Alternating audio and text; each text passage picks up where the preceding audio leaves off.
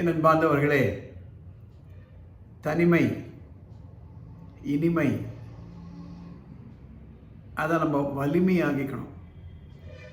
கடந்த சில மாதங்களாகவே சில சீனியர் சிட்டிசன்ஸ் ஹோமுக்கு நான் போயிட்டுருக்கேன். நிறைய சீனியர் சிட்டிசன்ஸ் எங்களுக்கு ஃபோன் பண்ணுறாங்க. ரொம்ப நாளைக்கு முன்னாடி ஒரு வீடியோ போட்டிருந்தேன். அது வைரல் ஆகி எத்தனையோ லட்சம் பேர் பார்த்துருக்காங்க. இந்த வீடியோ நான் கண்டிப்பாக போடணும்னு நினச்சி தான் போடுறேன்.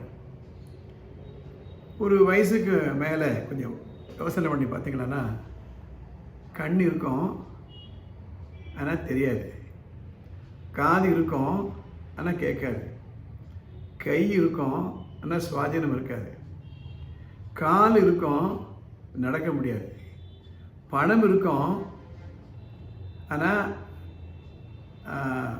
நிம்மதி இருக்காது, பசி இருக்கும் ஆனால் சில பொருளை சாப்பிட்றது, பேசணும்னு நினைப்போம், கேட்டுக்கிறதுக்கு யாரும் இருக்க மாட்டாங்க.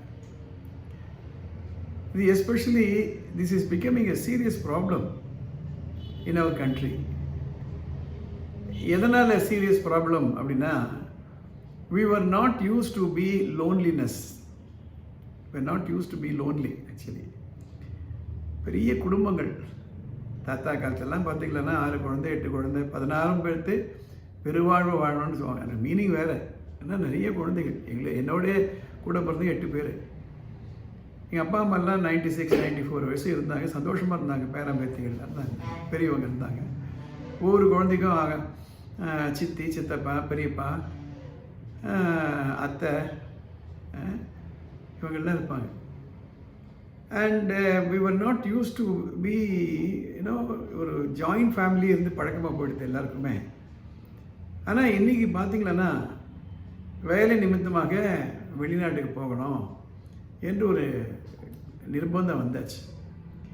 அதில் அப்படி வெளிநாட்டு போகணும்னு வந்தாச்சுன்னா, one has to balance between the personal life and the next circle. அந்த நெக்ஸ்ட் சர்க்கிள்ன்றதே யாருன்னு ஒரு கேள்வி வருது. இன்னர் சர்க்கிள் அப்படின்னா நார்மலாக பையன், மாட்டு பொண்ணு, அந்த பையனுடைய அப்பா அம்மா, மாமியார் மாமனார் இல்லையா, குழந்தைகள், இது இன்னர் சர்க்கிள். ஒரு வீடு கட்டினா கூட அப்பாவுக்கு 70 வயசு ஆகிடுச்சு, அவருக்கு என்ன தேவையாக இருக்கும், அந்த ரெஸ்ட் ரூமில் அந்த கைப்பிடிலாம் இருக்கா, அந்த வெஸ்டர்ன் கிளாசெட் இருக்கா, அம்மாவுக்கு என்ன தேவைப்படும், அது இன்னர் சர்க்கிள். அதில் எப்படி வீடு கட்டும் பொழுது சின்ன குழந்தைகள் இருக்கும் பொழுது சேஃப்டி இருக்கா, எலக்ட்ரிக்கல் பாயிண்ட்ஸ்லாம் கீழே இருக்கா, மேலே இருக்கா, எங்கன்னா கூரான அமைப்புகள் எங்கன்னா இருக்கா, ஆக்சிடெண்ட் ஆகிட போகுது, அருகாமையில் டாக்டர் எங்கே இருக்காங்க, அருகாமையில் பள்ளிக்கூடம் எங்கே இருக்குது, இதெல்லாம் பார்க்குறோமா இல்லையா?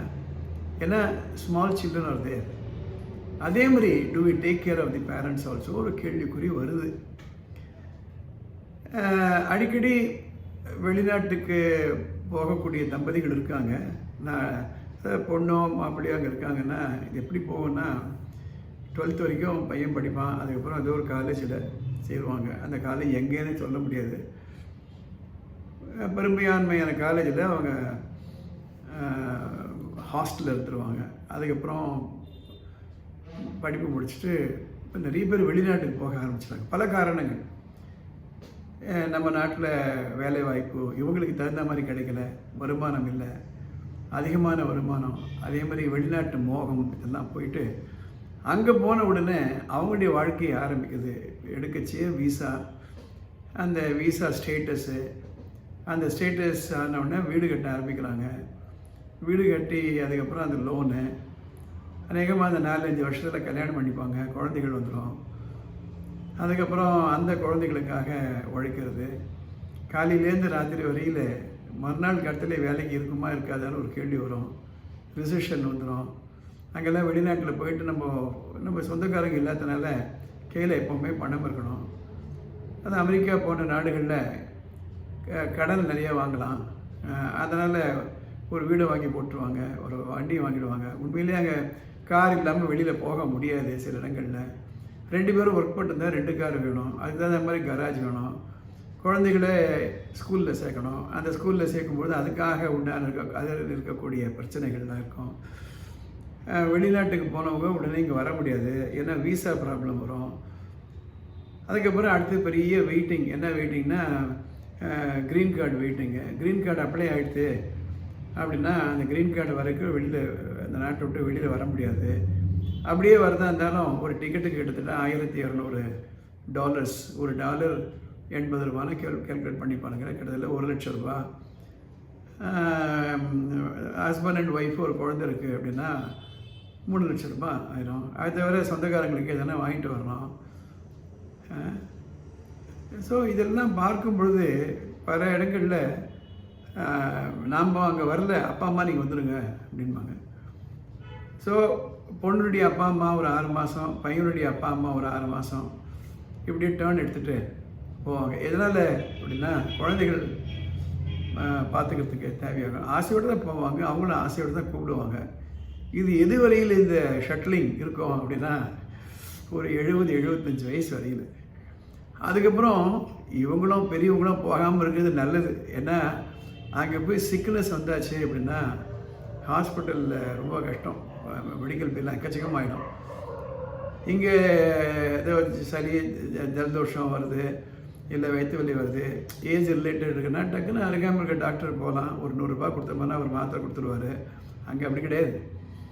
அது எத்தனை நாளைக்கு கழித்து உங்களை டாக்டர் அப்பாயின்மெண்ட் கொடுப்பாங்கன்னு சொல்லவே முடியாது. பக்குன்னு இருக்கும். இங்கே இன்சூரன்ஸ் பண்ணி தான் போவாங்க. ஆனால் இந்த இன்சூரன்ஸ் அங்கே ஃபுல்லாக வராது. சிக்க விழுந்துட்டாங்களான்னா பெரிய பிரச்சனை. பல லட்சம் ரூபாய் அவங்களுக்கு செலவழிஞ்சிடும். அவங்க ஏற்கனவே வயது கட்டி வாயை கட்டி குடும்பம் நடத்திட்டுருக்காங்க. அதில் போய் இது செலவு பண்ணணுமா அப்படின்னு பிரச்சனைகள்லாம் வரும். ஆக என்ன நான் இதனால் தெரியப்படுத்துகிறேன் அப்படின்னா, let us get ready, right? இந்த ஒரு இயலாமை வரும் அப்படின்றதுனால இன்றைய தேதியில் நமக்கு வயசு நல்லா இருக்கும் பொழுது நமக்கு என்ன பொழுதுபோக்கு, எழுத்தாளராக எழுதுங்க, முழு நேரம் எழுத்தாளராக ஆகிடுங்க. இல்லை நீங்கள் டீச்சராக இருக்கீங்களா, எதனா ஒரு டியூஷன் சென்டர் போய்ட்டு இல்லை வீட்டிலேயே இருந்து இது பண்ணிக்கோங்க, பாடம் சொல்லிக் கொடுங்க. முக்கியமாக சம்பாதிக்கும் போதே சேர்த்து வச்சிடணும். யாருகிட்டையும் போய் நிற்கக்கூடாது. அதுக்கப்புறம் ஹஸ்பண்ட் ஒய்ஃப் இருக்காங்கன்னு யார் முன்னால் யார் பின்னாலன்னு தெரியாது. அதனால் அதையும் நம்ம கொஞ்சம் பார்த்துக்க வேண்டியதாக இருக்குது. எதனால் இந்த பதிவு நான் போடுறேன்னா, யதார்த்தமான நிலை இதுதான். ஒரு காலத்தில் நான் மீண்டும் சொல்கிறேன், கண் இருக்கும் தெரியாது, காது இருக்கும் கேட்காது, நாக்கு இருக்கும் சுவை இருக்காது, கை இருக்கும் சுவாதீனம் இருக்காது, கால் இருக்கும் நடக்க முடியாது, பேசணும்னு ஆசைப்படுவோம் கேட்கறதுக்கு ஆள் இருக்க மாட்டாங்க. இது கண்டிப்பாக எல்லாருக்கும் வரப்போகுது. இதை நினச்சி நம்ம கவலைப்பட வேணாம். இது வரதான் வரப்போகுது. அதை நினச்சி இப்போ நம்ம உருக வேணாம். ஆனால் இது யதார்த்தமான நிலை. அதுக்காக தான் இந்த பதிவை நான் போடுறேன்.